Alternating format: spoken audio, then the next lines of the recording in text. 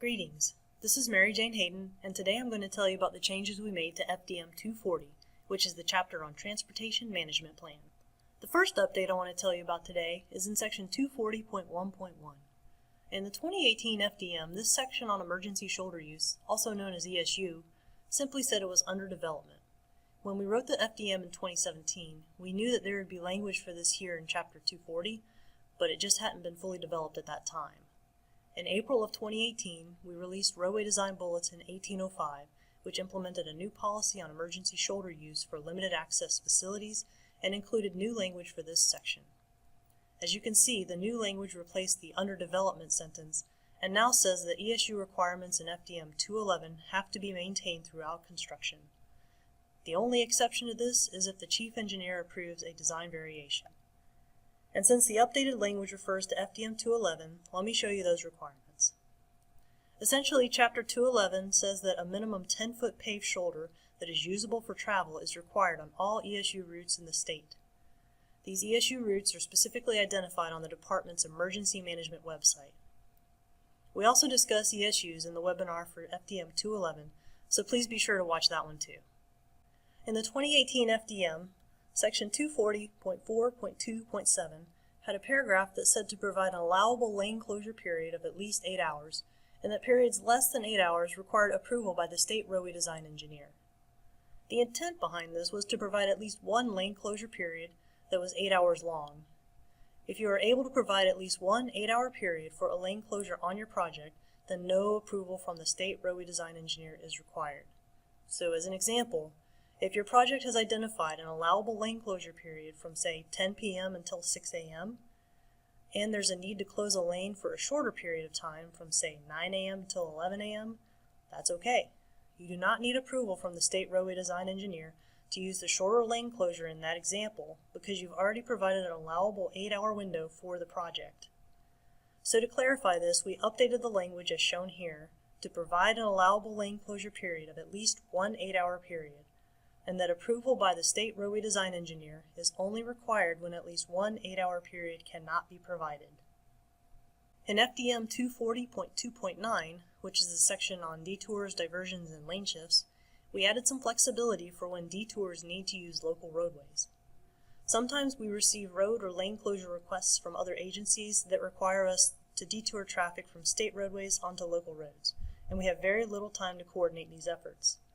So to try to provide some better guidance for these situations, we updated the language shown here to require notification to the locals for short-term detours, which could be a period of, say, 3 days or so, and concurrence from the locals for long-term detours. The idea here is to coordinate as early as possible, and the goal should always be to reach agreement. Detours that are planned as part of the project traffic control plan need to receive concurrence from the local agency. The short-term detours are typically prompted by things like railroad work that may not have much advance notification and may not have a long duration, but still require a detour. Roadway Design Bulletin 1801 was released in January of 2018, and it implemented changes regarding temporary highway lighting during construction to section 240.4.2.13. It was determined that the inclusion of temporary highway lighting during construction would no longer be a systematic requirement, but would rather be provided on a case-by-case basis. The department may determine if temporary lighting is warranted, and a new project-specific pay item number should be used for temporary lighting. Again, this change is simply incorporation of Roadway Design Bulletin 1801. The final change I want to tell you about in FDM 240 is another update that incorporated a Roadway Design Bulletin from earlier this year. Roadway Design Bulletin 1807 was released in July of 2018, and it introduced a new type of raised rumble strip, the short-term raised rumble strip set. These are only used during construction, and they're intended to put back down any existing raised rumble strips that get milled up or otherwise removed as part of construction activities. As you can see here, FDM 240.4.2.16 used to be the section for temporary raised rumble strip sets, which are the type used for a lane closure on a two-way, two-lane road. You can find these in Standard Plans Index 102-603. We've not made any change to these types of raised rumble strip sets.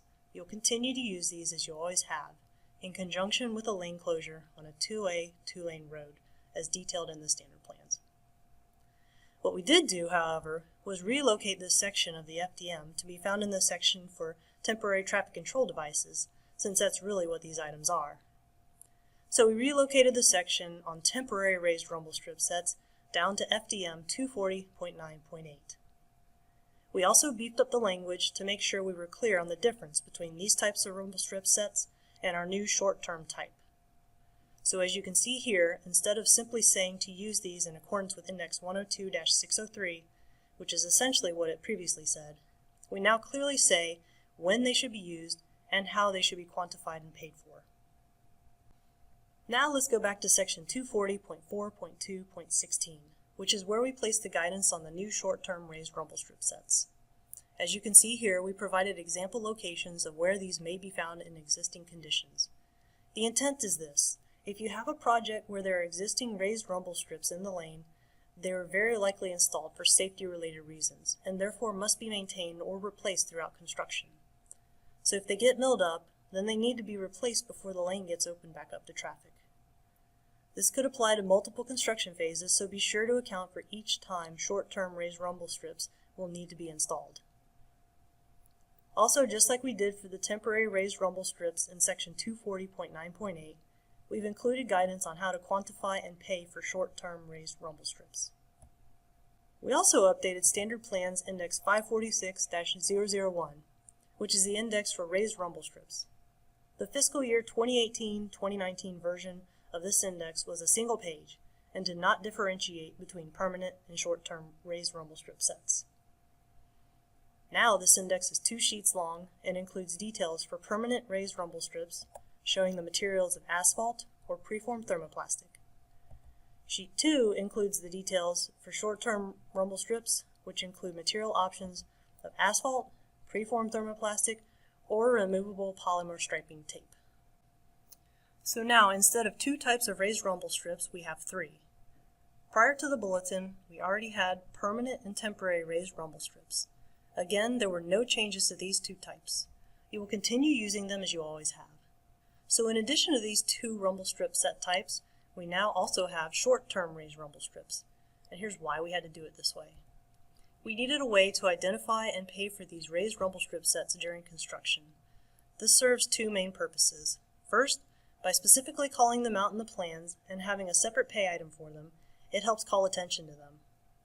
We could have lumped them in with pay item and specification for permanent raised rumble strip sets, but we felt we would run the risk of having them get lost in the shuffle. It's a very small detail, but it's also a very important one.